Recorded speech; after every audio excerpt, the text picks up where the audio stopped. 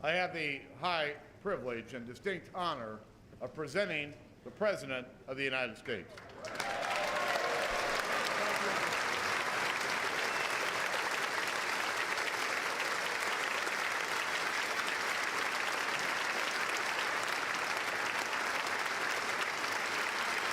Thank you.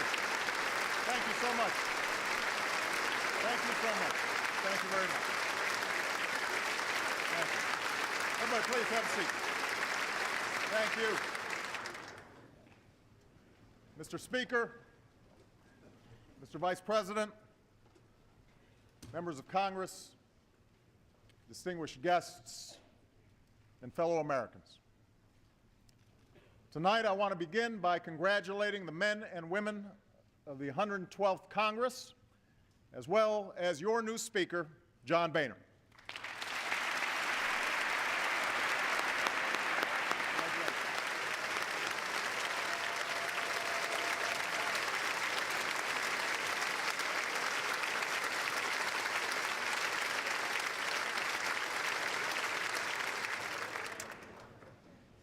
And as we mark this occasion, we're also mindful of the empty chair in this chamber, and we pray for the health of our colleague and our friend, Gabby Giffords.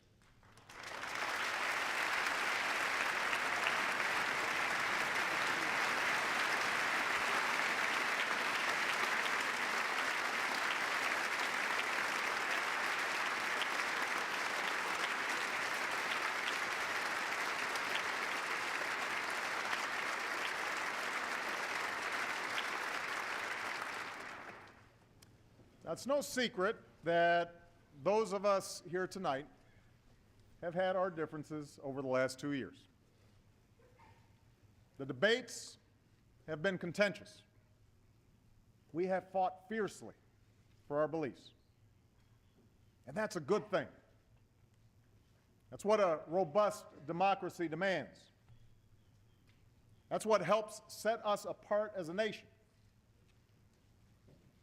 But there's a reason the tragedy in Tucson gave us pause. Amid all the noise and passion and rancor of our public debate, Tucson reminded us that no matter who we are or where we come from, each of us is a part of something greater, something more consequential than party or political preference. We are part of the American family. We believe that in a country where every race and faith and point of view can be found, we are still bound together as one people, that we share common hopes and a common creed, that the dreams of a little girl in Tucson are not so different than those of our own children, and that they all deserve the chance to be fulfilled. That, too, is what sets us apart as a nation.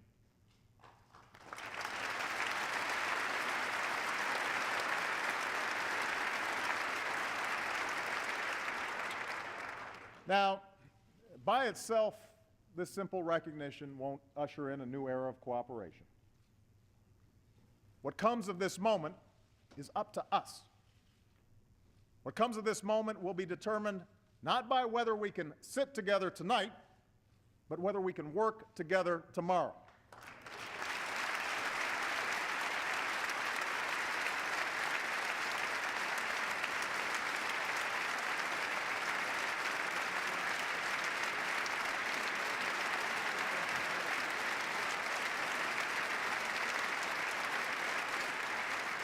I believe we can, and I believe we must.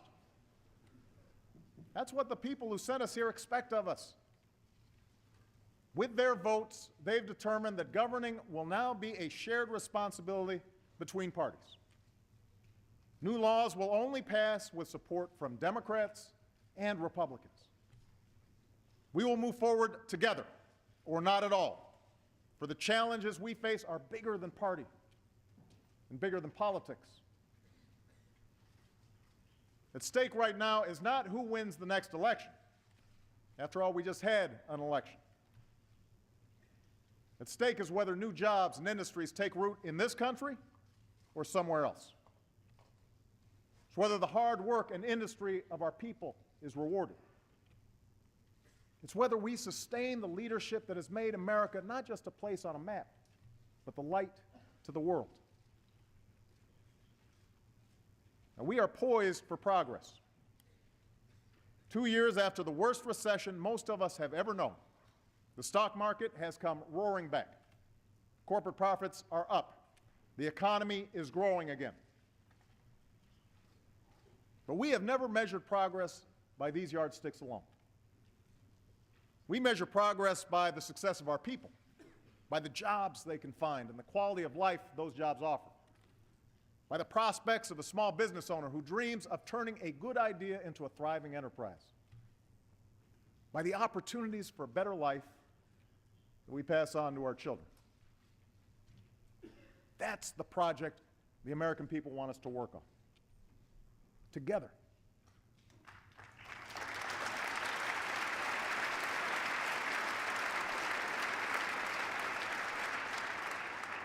Now, we did that in December. Thanks to the tax cuts we passed, Americans' paychecks are a little bigger today. Every business can write off the full cost of new investments that they make this year. And these steps, taken by Democrats and Republicans, will grow the economy and add to the more than 1 million private sector jobs created last year. But we have to do more. These steps we've taken over the last 2 years may have broken the back of this recession. But to win the future, we'll need to take on challenges that have been decades in the making. Many people watching tonight can probably remember a time when finding a good job meant showing up at a nearby factory or a business downtown. You didn't always need a degree, and your competition was pretty much limited to your neighbors. If you worked hard, chances are you'd have a job for life with a decent paycheck and good benefits and the occasional promotion. Maybe you'd even have the pride of seeing your kids work at the same company. That world has changed. And for many, the change has been painful. I've seen it in the shuttered windows of once booming factories, in the vacant storefronts on once busy main streets. I've heard it in the frustrations of Americans who've seen their paychecks dwindle or their jobs disappear. Proud men and women who feel like the rules have been changed in the middle of the game. They're right. The rules have changed. In a single generation, revolutions in technology have transformed the way we live, work, and do business. Steel mills that once needed 1,000 workers can now do the same work with 100. Today, just about any company can set up shop, hire workers, and sell their products wherever there's an internet connection. Meanwhile, nations like China and India realized that with some changes of their own, they could compete in this new world. And so they started educating their children earlier and longer, with greater emphasis on math and science. They're investing in research and new technologies. Just recently, China became the home to the world's largest private solar research facility and the world's fastest computer. So yes, the world has changed. The competition for jobs is real. But this shouldn't discourage us. It should challenge us. Remember, for all the hits we've taken these last few years, for all the naysayers predicting our decline, America still has the largest, most prosperous economy in the world.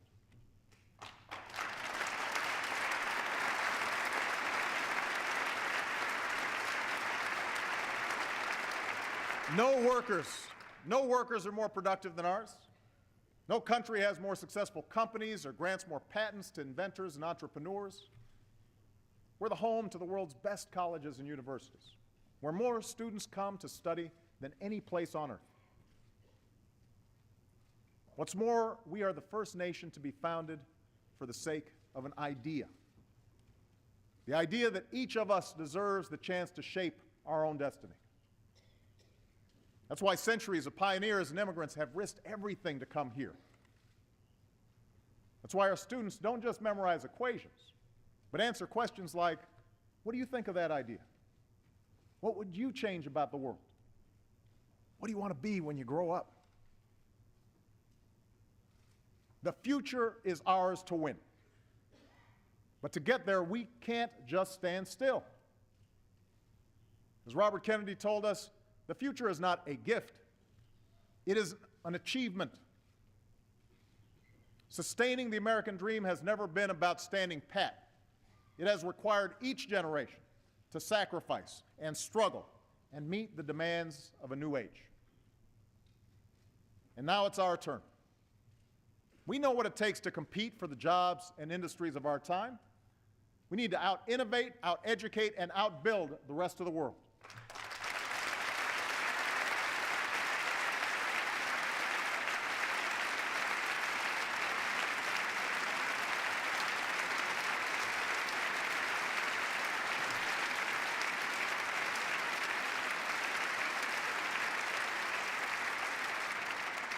We have to make America the best place on earth to do business. We need to take responsibility for our deficit and reform our government. That's how our people will prosper. That's how we'll win the future.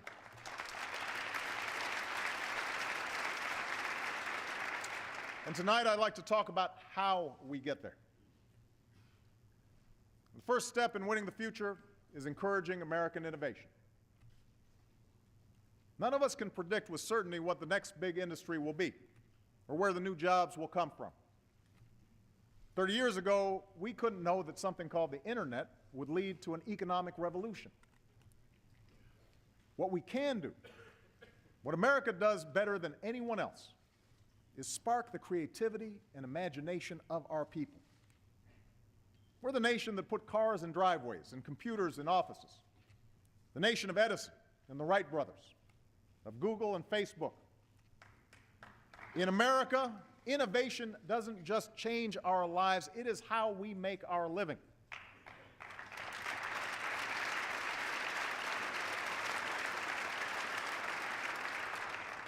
Our free enterprise system is what drives innovation. But because it's not always profitable for companies to invest in basic research, throughout our history, our government has provided cutting-edge scientists and inventors with the support that they need. That's what planted the seeds for the internet. That's what helped make possible things like computer chips and GPS. Just think of all the good jobs, from manufacturing to retail, that have come from these breakthroughs. A half a century ago, when the Soviets beat us into space with the launch of a satellite called Sputnik, we had no idea how we would beat them to the moon. The science wasn't even there yet.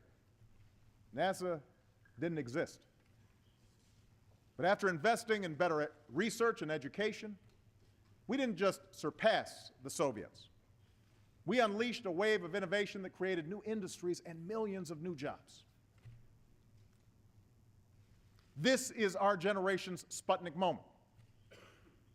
2 years ago, I said that we needed to reach a level of research and development we haven't seen since the height of the space race. And in a few weeks, I will be sending a budget to Congress that helps us meet that goal. We'll invest in biomedical research, information technology, and especially clean energy technology.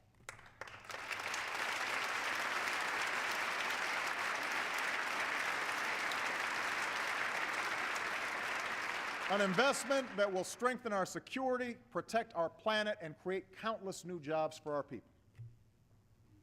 Already we're seeing the promise of renewable energy. Robert and Gary Allen are brothers who run a small Michigan roofing company. After September 11th, they volunteered their best roofers to help repair the Pentagon. But half of their factory went unused, and the recession hit them hard. Today, with the help of a government loan, that empty space is being used to manufacture solar shingles that are being sold all across the country. In Robert's words, we reinvented ourselves. That's what Americans have done for over 200 years. Reinvented ourselves. And to spur on more success stories like the Allen brothers, we've begun to reinvent our energy policy.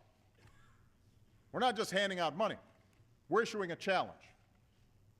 We're telling America's scientists and engineers that if they assemble teams of the best minds in their fields and focus on the hardest problems in clean energy, we'll fund the Apollo projects of our time. At the California Institute of Technology, they're developing a way to turn sunlight and water into fuel for our cars. At Oak Ridge National Laboratory, they're using supercomputers to get a lot more power out of our nuclear facilities. With more research and incentives, we can break our dependence on oil with biofuels and become the first country to have 1 million electric vehicles on the road by 2015.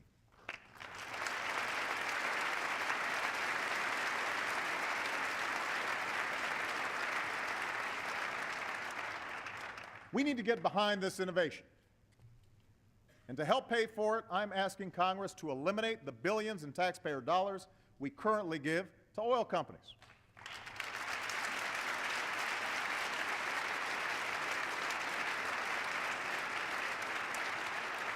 I don't know if you've noticed, but they're doing just fine on their own.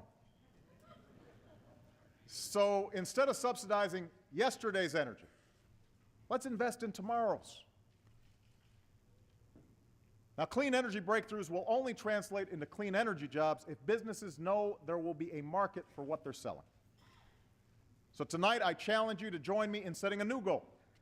By 2035, 80% of America's electricity will come from clean energy sources.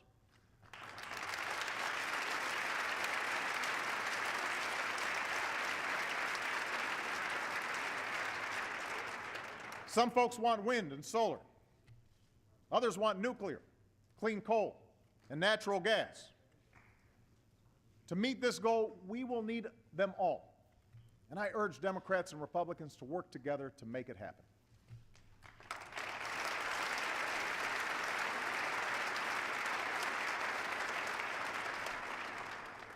Maintaining our leadership in research and technology is crucial to America's success. But if we want to win the future, if we want innovation to produce jobs in America and not overseas, then we also have to win the race to educate our kids. Think about it. Over the next 10 years, nearly half of all new jobs will require education that goes beyond a high school education. And yet, as many as a quarter of our students aren't even finishing high school. The quality of our math and science education lags behind many other nations. America's fallen to 9th in the proportion of young people with a college degree. And so the question is whether all of us, as citizens and as parents, are willing to do what's necessary to give every child a chance to succeed. That responsibility begins not in our classrooms, but in our homes and communities. It's family that first instills the love of learning in a child. Only parents can make sure the TV is turned off and homework gets done. We need to teach our kids that it's not just the winner of the Super Bowl who deserves to be celebrated, but the winner of the science fair.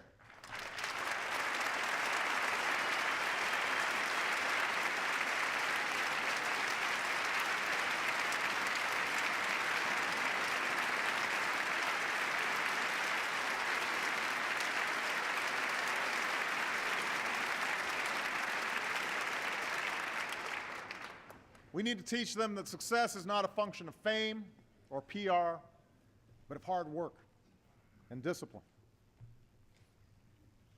Our schools share this responsibility. When a child walks into a classroom, it should be a place of high expectations and high performance. But too many schools don't meet this test. That's why instead of just pouring money into a system that's not working, we launched a competition called Race to the Top. To all 50 states, we said, if you show us the most innovative plans to improve teacher quality and student achievement, we'll show you the money. Race to the Top is the most meaningful reform of our public schools in a generation. For less than 1% of what we spend on education each year, it has led over 40 states to raise their standards for teaching and learning. And these standards were developed, by the way, not by Washington, but by Republican and Democratic governors throughout the country. And Race to the Top should be the approach we follow this year as we replace No Child Left Behind with a law that's more flexible and focused on what's best for our kids.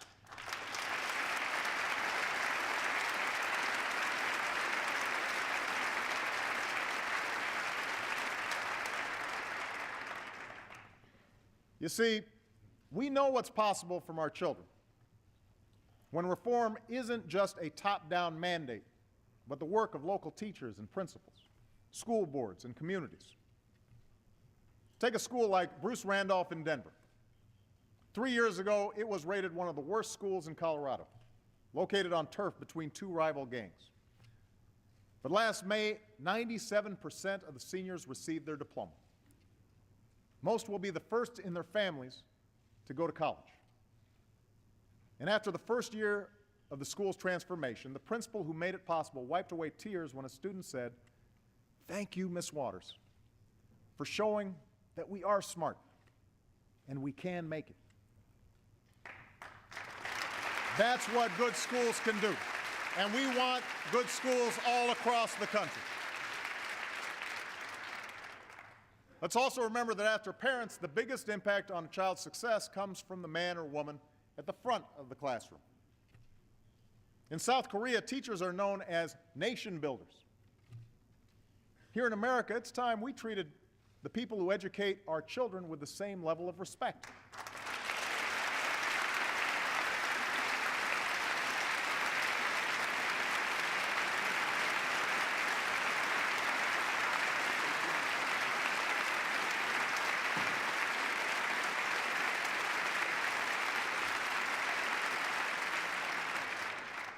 We want to reward good teachers and stop making excuses for bad ones.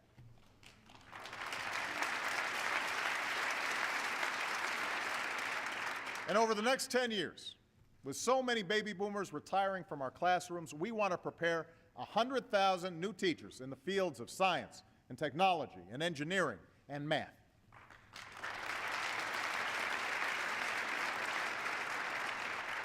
In fact, every young person listening tonight who's contemplating their career choice, if you want to make a difference in the life of our nation, if you want to make a difference in the life of a child, become a teacher.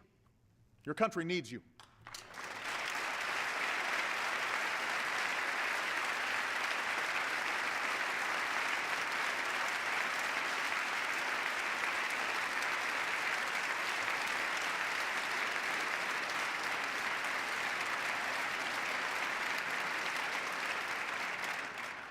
Of course, the education race doesn't end with a high school diploma.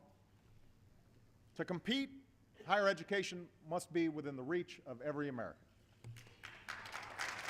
That's why we've ended the unwarranted taxpayer subsidies that went to banks and used the savings to make college affordable for millions of students.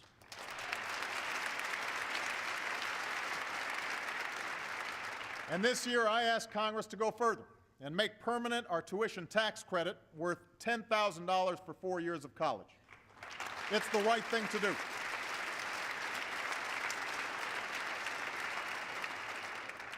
Because people need to be able to train for new jobs and careers in today's fast-changing economy. We're also revitalizing America's community colleges. Last month, I saw the promise of these schools at Forsyth Tech in North Carolina. Many of the students there used to work in the surrounding factories that have since left town. One mother of two, a woman named Kathy Proctor, had worked in the furniture industry since she was 18 years old. And she told me she's earning her degree in biotechnology now, at 55 years old. Not just because the furniture jobs are gone, but because she wants to inspire her children to pursue their dreams too. As Kathy said, I hope it tells them to never give up. If we take these steps, if we raise expectations for every child and give them the best possible chance at an education from the day they are born until the last job they take, we will reach the goal that I set 2 years ago. By the end of the decade, America will once again have the highest proportion of college graduates in the world.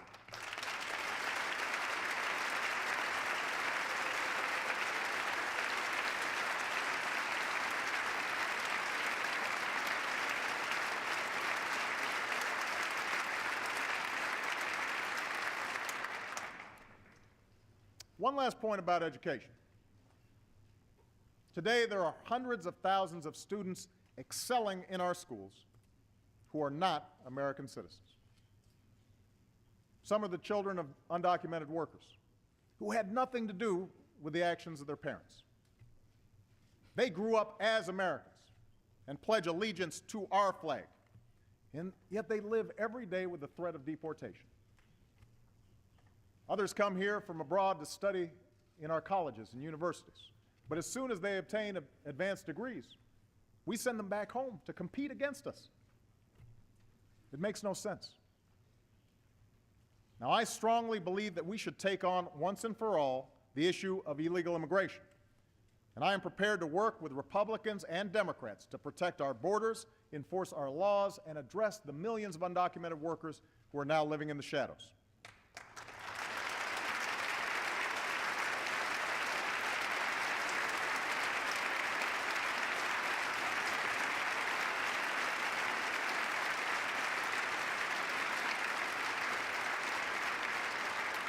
I know that debate will be difficult.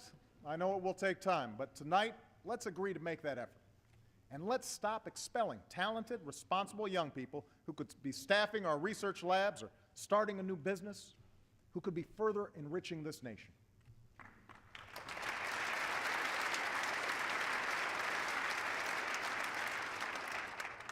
The third step in winning the future is rebuilding America.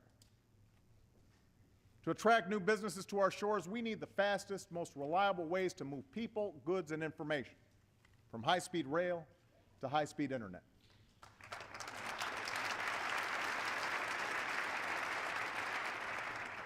Our infrastructure used to be the best, but our lead has slipped. South Korean homes now have greater internet access than we do. Countries in Europe and Russia invest more in their roads and railways than we do. China's building faster trains and newer airports. Meanwhile, when our own engineers graded our nation's infrastructure, they gave us a D. We have to do better. America's the nation that built the Transcontinental Railroad, brought electricity to rural communities, constructed the interstate highway system. The jobs created by these projects didn't just come from laying down track or pavement. They came from businesses that opened near a town's new train station or the new off-ramp.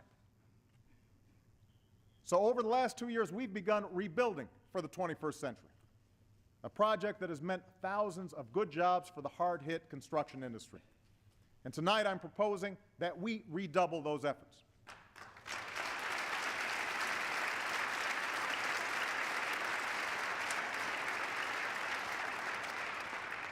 We'll put more Americans to work repairing crumbling roads and bridges. We'll make sure this is fully paid for, attract private investment, and pick projects based what's best for the economy, not politicians. Within 25 years, our goal is to give 80% of Americans access to high-speed rail.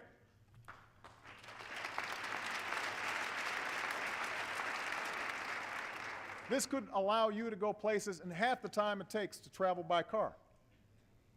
For some trips, it will be faster than flying, without the pat-down.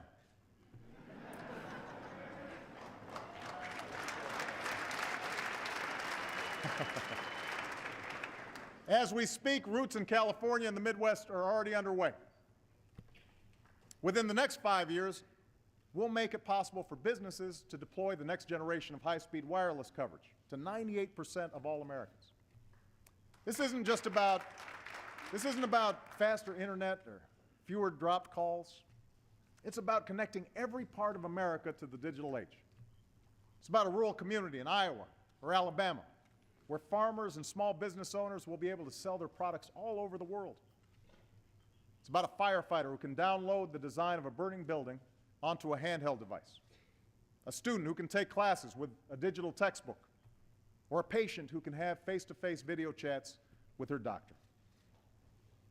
All these investments in innovation, education, and infrastructure will make America a better place to do business and create jobs. But to help our companies compete, we also have to knock down barriers that stand in the way of their success. For example, over the years, a parade of lobbyists has rigged the tax code to benefit particular companies and industries. Those with accountants or lawyers to work the system can end up paying no taxes at all. But all the rest are hit with one of the highest corporate tax rates in the world. It makes no sense, and it has to change.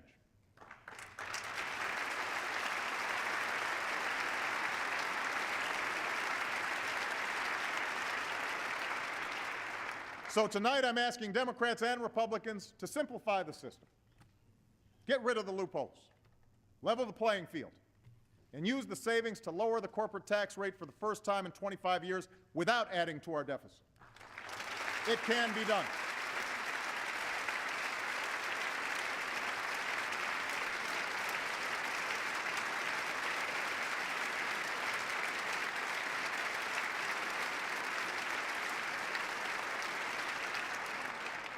To help businesses sell more products abroad, we set a goal of doubling our exports by 2014. Because the more we export, the more jobs we create here at home. Already our exports are up. Recently we signed agreements with India and China that will support more than 250,000 jobs here in the United States. And last month we finalized a trade agreement with South Korea that will support at least 70,000 American jobs. This agreement has unprecedented support from business and labor, Democrats and Republicans, and I ask this Congress to pass it as soon as possible.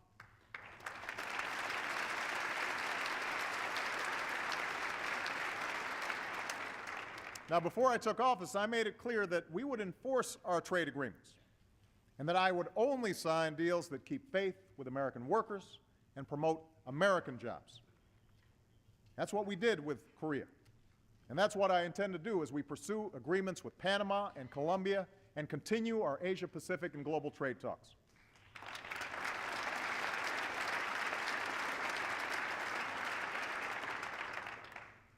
To reduce barriers to growth and investment, I've ordered a review of government regulations. When we find rules that put an unnecessary burden on businesses, we will fix them.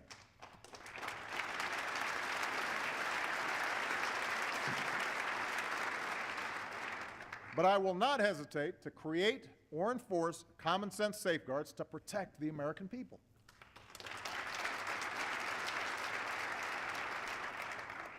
That's what we've done in this country for more than a century. It's why our food is safe to eat, our water is safe to drink, and our air is safe to breathe. It's why we have speed limits and child labor laws. It's why last year we put in place consumer protections against hidden fees and penalties by credit card companies, and new rules to prevent another financial crisis. And it's why we passed reform that finally prevents the health insurance industry from exploiting patients.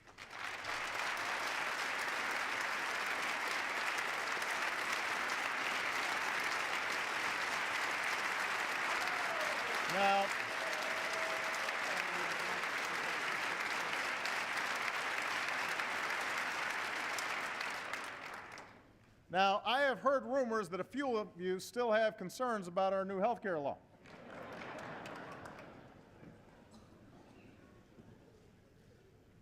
So let me be the first to say that anything can be improved. If you have ideas about how to improve this law by making care better or more affordable, I am eager to work with you. We can start right now by correcting a flaw in the legislation that has placed an unnecessary bookkeeping burden on small businesses.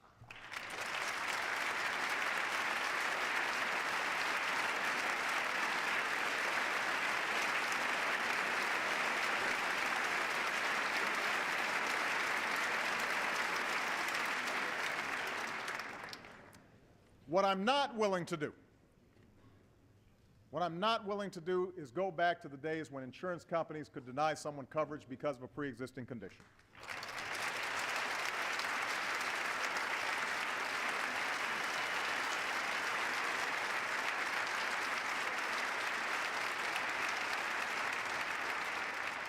I'm not willing to tell James Howard, a brain cancer patient from Texas, that his treatment might not be covered. I'm not willing to tell Jim Hauser, a small businessman from Oregon, that he has to go back to paying $5,000 more to cover his employees. As we speak, this law is making prescription drugs cheaper for seniors and giving uninsured students a chance to stay on their parents' coverage.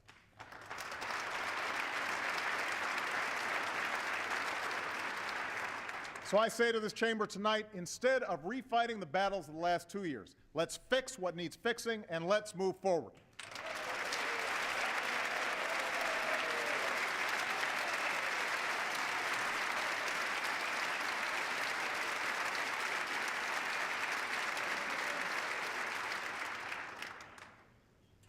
Now, the final critical step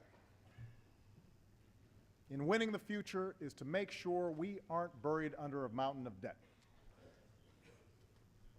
We are living with a legacy of deficit spending that began almost a decade ago. And in the wake of the financial crisis, some of that was necessary to keep credit flowing, save jobs, and put money in people's pockets. But now that the worst of the recession is over, we have to confront the fact that our government spends more than it takes in. That is not sustainable. Every day, families sacrifice to live within their means. They deserve a government that does the same.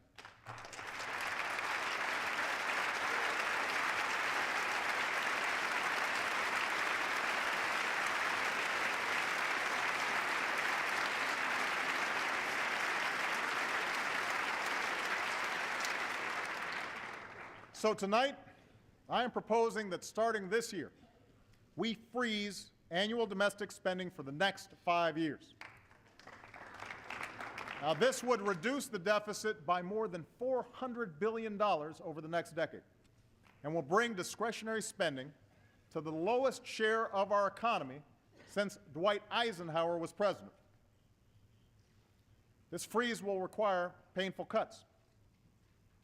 Already, we've frozen the salaries of hard-working federal employees for the next 2 years. I propose cuts to things I care deeply about, like community action programs.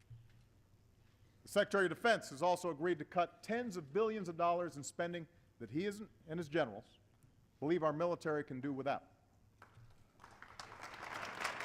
Now, I recognize that some in this chamber have already proposed deeper cuts, and I'm willing to eliminate whatever we can honestly afford to do without. But let's make sure that we're not doing it on the backs of our most vulnerable citizens.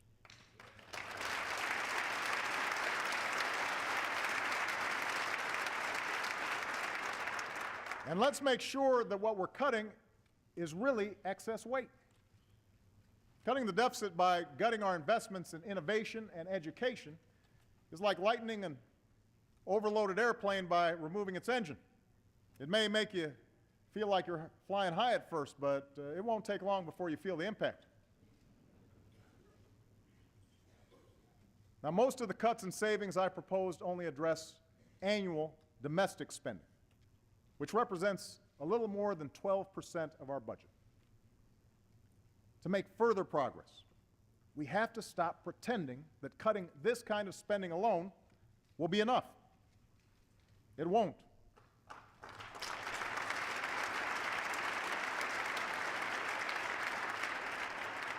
The Bipartisan Fiscal Commission I created last year made this crystal clear. I don't agree with all their proposals, but they made important progress. And their conclusion is that the only way to tackle our deficit is to cut excessive spending wherever we find it. In domestic spending, defense spending, health care spending, and spending through tax breaks and loopholes.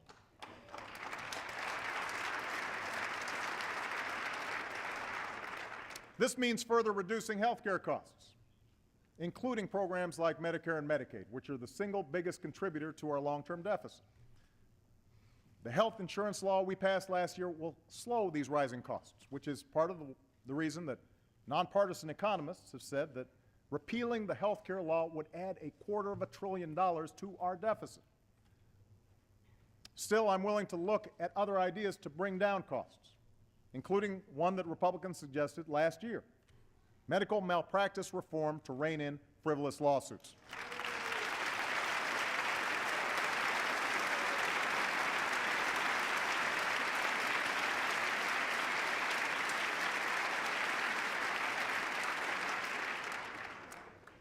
To put us on solid ground, we should also find a bipartisan solution to strengthen Social Security for future generations.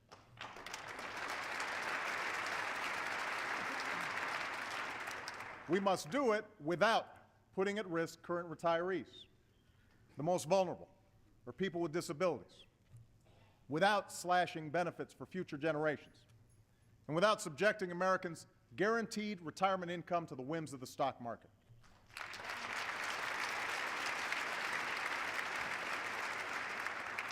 And if we truly care about our deficit, we simply can't afford a permanent extension of the tax cuts for the wealthiest 2% of Americans.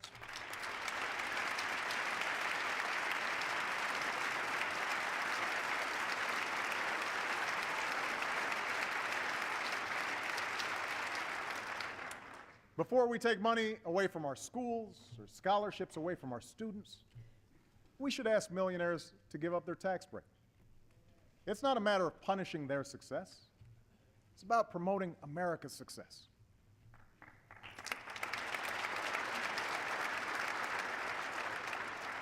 In fact, the best thing we could do on taxes for all Americans is to simplify the individual tax code.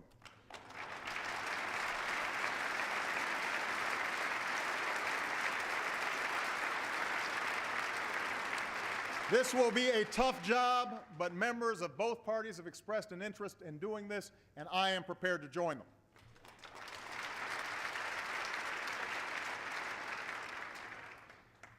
So now is the time to act. Now is the time for both sides and both houses of Congress, Democrats and Republicans, to forge a principled compromise that gets the job done. If we make the hard choices now to rein in our deficits, we can make the investments we need to win the future. Let me take this one step further. We shouldn't just give our people a government that's more affordable. We should give them a government that's more competent and more efficient. We can't win the future with a government of the past. We live and do business in the information age. But the last major reorganization of the government happened in the age of black and white TV.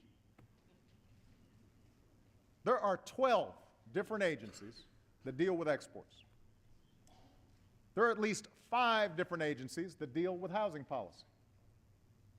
Then there's my favorite example. The Interior Department is in charge of salmon while they're in freshwater, but the Commerce Department handles them when they're in saltwater. I hear it gets even more complicated once they're smoked.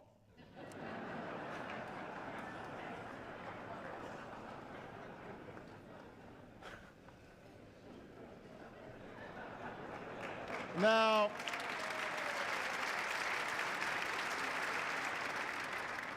we've made great strides over the last 2 years in using technology and getting rid of waste. Veterans can now download their electronic medical records with a click of the mouse.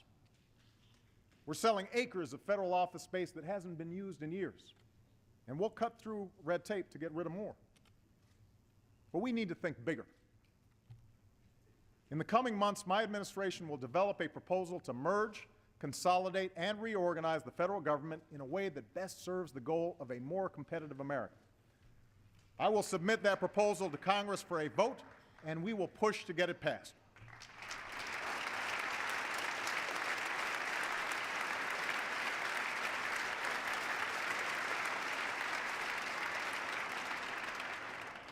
In the coming year, we'll also work to rebuild people's faith in the institution of government.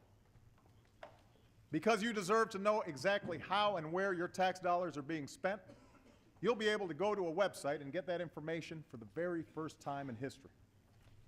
Because you deserve to know when your elected officials are meeting with lobbyists. I ask Congress to do what the White House has already done. Put that information online. And because the American people deserve to know that special interests aren't larding up legislation with pet projects, both parties in Congress should know this. If a bill comes to my desk with earmarks inside, I will veto it. I will veto it.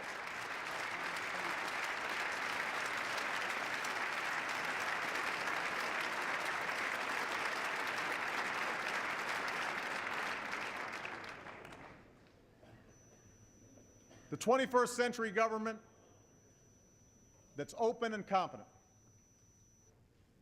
a government that lives within its means, an economy that's driven by new skills and new ideas.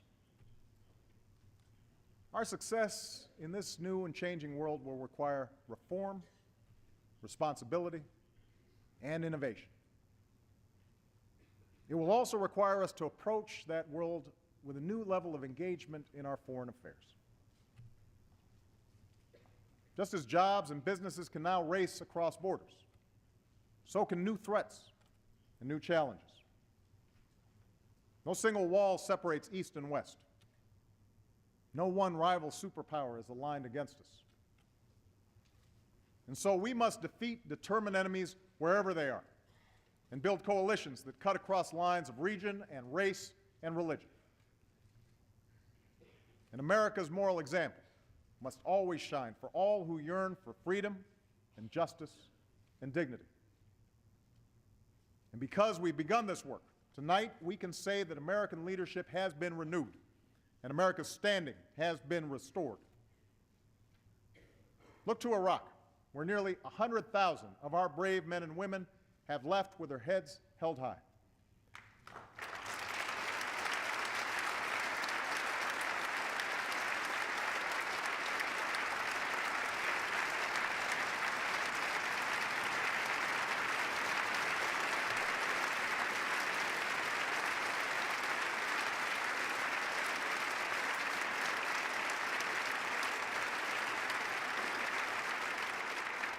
American combat patrols have ended.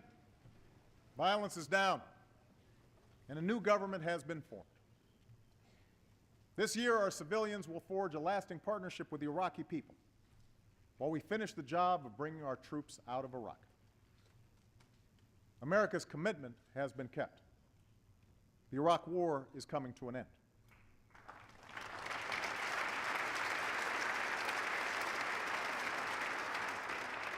Of course, as we speak, al-Qaeda and their affiliates continue to plan attacks against us. Thanks to our intelligence and law enforcement professionals, we're disrupting plots and securing our cities and skies. And as extremists try to inspire acts of violence within our borders, we are responding with the strength of our communities, with respect for the rule of law, and with the conviction that American Muslims are a part of our American family.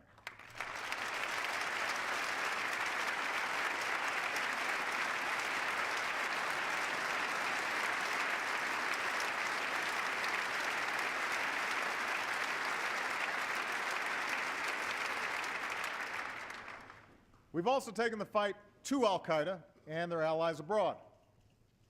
In Afghanistan, our troops have taken Taliban strongholds and trained Afghan security forces. Our purpose is clear. By preventing the Taliban from reestablishing a stranglehold over the Afghan people, we will deny al-Qaeda the safe haven that served as a launching pad for 9/11. Thanks to our heroic troops and civilians, fewer Afghans are under the control of the insurgency. There will be tough fighting ahead, and the Afghan government will need to deliver better governance. But we are strengthening the capacity of the Afghan people and building an enduring partnership with them. This year, we will work with nearly 50 countries to begin a transition to an Afghan lead. And this July, we will begin to bring our troops home.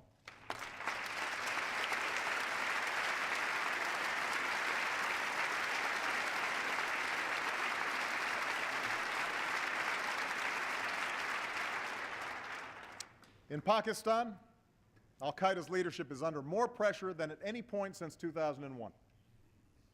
Their leaders and operatives are being removed from the battlefield. Their safe havens are shrinking. And we've sent a message from the Afghan border to the Arabian Peninsula to all parts of the globe. We will not relent, we will not waver, and we will defeat you.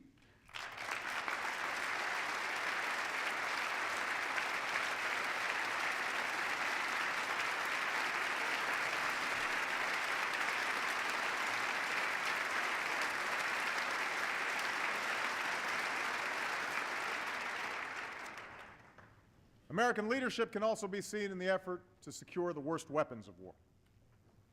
Because Republicans and Democrats approved the New START treaty, far fewer nuclear weapons and launchers will be deployed. Because we rallied the world, nuclear materials are being locked down on every continent so they never fall into the hands of terrorists. Because of a diplomatic effort to insist that Iran meet its obligations, the Iranian government now faces tougher sanctions, tighter sanctions than ever before. And on the Korean Peninsula, we stand with our ally South Korea and insist that North Korea keeps its commitment to abandon nuclear weapons.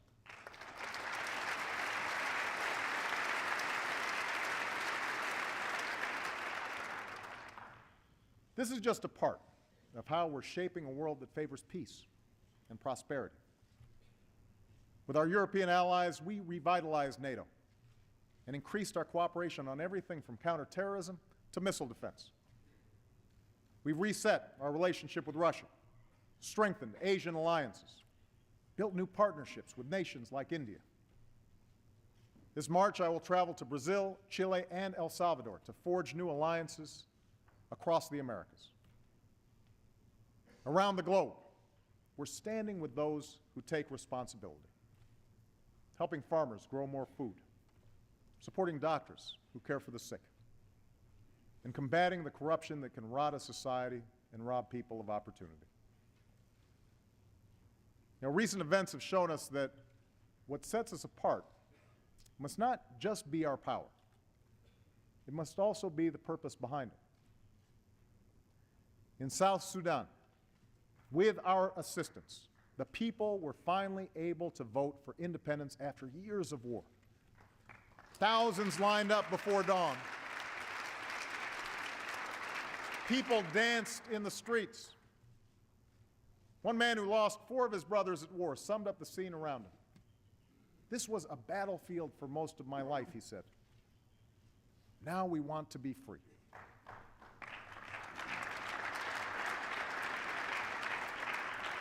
And we saw that same desire to be free in Tunisia, where the will of the people proved more powerful than the writ of a dictator. And tonight, let us be clear. The United States of America stands with the people of Tunisia and supports the democratic aspirations of all people.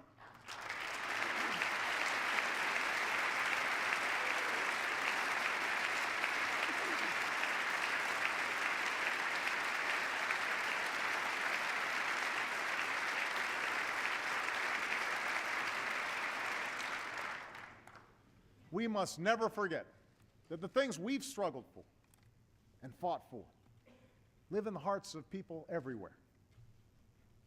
And we must always remember that the Americans who have borne the greatest burden in this struggle are the men and women who serve our country.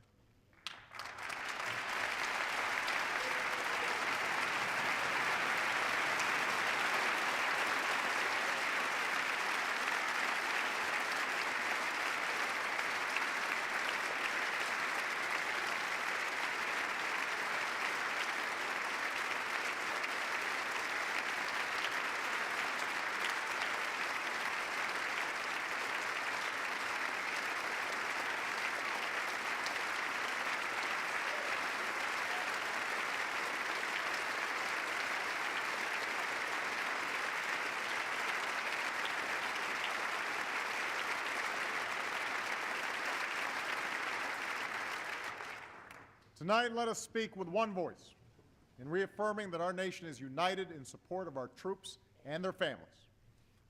Let us serve them as well as they've served us by giving them the equipment they need, by providing them with the care and benefits that they have earned, and by enlisting our veterans in the great task of building our own nation. Our troops come from every corner of this country. They're black, white, Latino, Asian, Native American. They are Christian and Hindu, Jewish and Muslim. And yes, we know that some of them are gay. Starting this year, no American will be forbidden from serving the country they love because of who they love.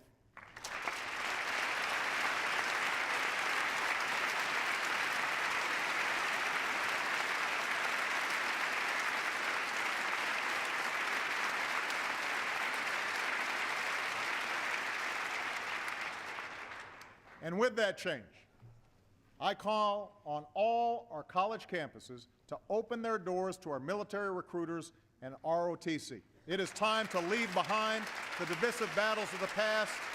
It is time to move forward as one nation.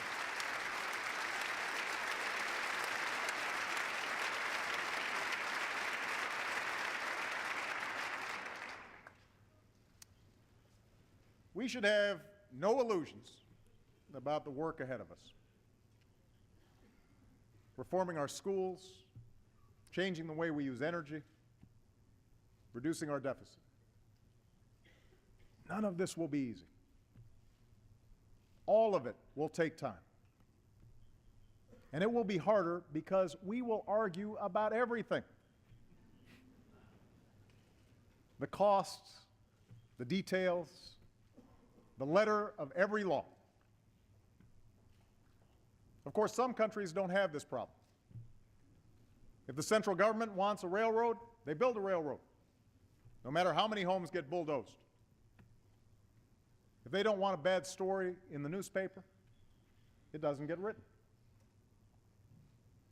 And yet, as contentious and frustrating and messy as our democracy can sometimes be, I know there isn't a person here who would trade places with any other nation on earth.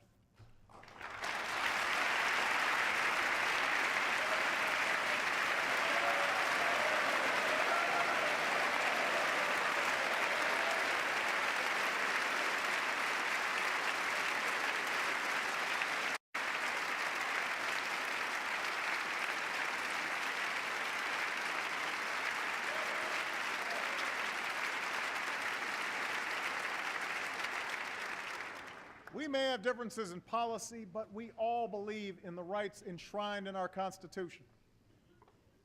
We may have different opinions, but we believe in the same promise that says, this is a place where you can make it if you try.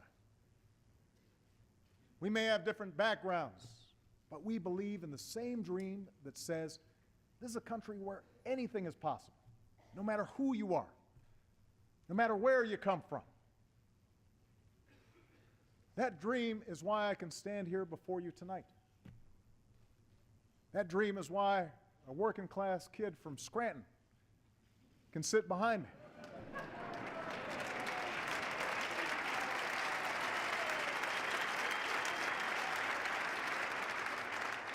That dream is why someone who began by sweeping the floors of his father's Cincinnati bar can preside as Speaker of the House in the greatest nation on earth.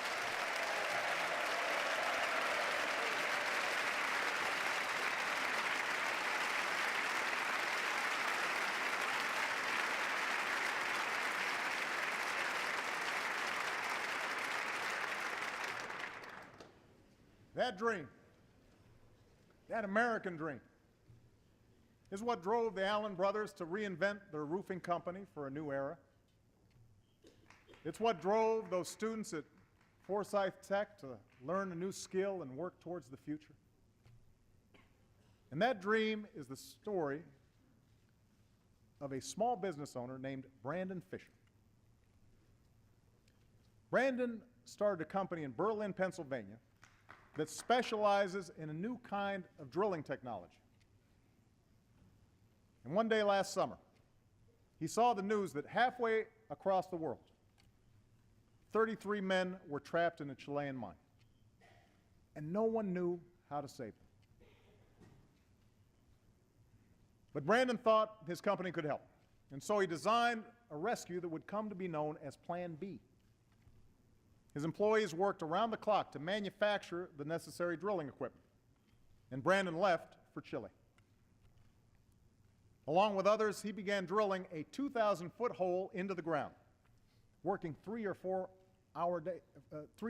days at a time without any sleep. 37 days later, Plan B succeeded, and the miners were rescued.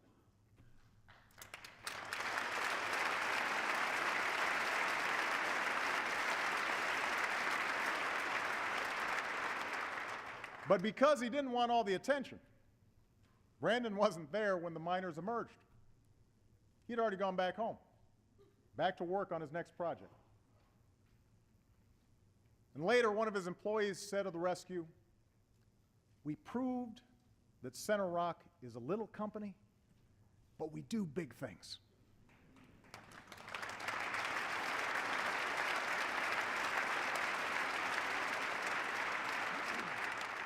We do big things. From the earliest days of our founding, America has been the story of ordinary people who dare to dream. That's how we win the future. We're a nation that says, I might not have a lot of money, but I have this great idea for a new company.